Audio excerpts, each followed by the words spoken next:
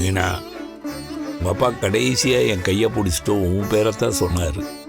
அன்னையிலிருந்து அவருடைய பொறுப்பை நான் ஏற்றுக்கிட்டேன். உங்கள் அப்பாவா நினச்சி என்கிட்ட நீ சொல்ல மாட்டியா?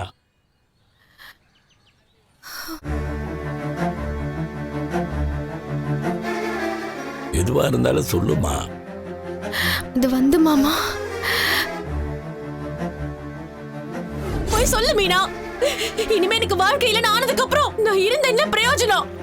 நான் மட்டும் இல்ல, நான் இல்லனா என் பையனுக்கு யார் இருக்கா? நானும் என் பையனும் போய் சேர்றோம்.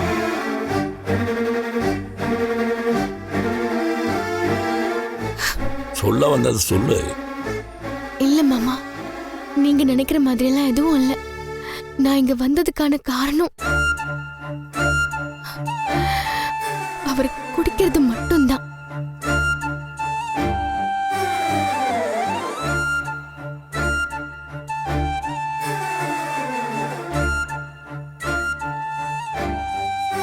எல்லாருமே இது ஒரு காரணமான்னு கேக்குறாங்க. ஆனா குடிக்கிறதுனால அவர் உடம்பு தானே மாமா கெட்டு போகுது.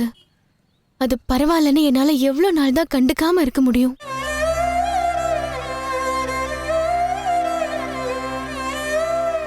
அவர் குடிக்கிறது எனக்கு பிடிக்கல. அதுவும் நான் குடிக்க கூடாதுன்னு சொன்னதுக்கு அப்புறமும் குடிக்கிறேன்னு போனாரு. இப்படியே விட்டா அவர் இந்த பழக்கத்தை என்னைக்குமே விட மாட்டாரு. அதனாலதான் மாமா அவருக்கு புரிய வைக்கணும்னு நான் வீட்டை விட்டு வெளியே வந்தேன். அப்ப வேற எந்த காரணமும் இல்லையாமா? இல்ல மாமா,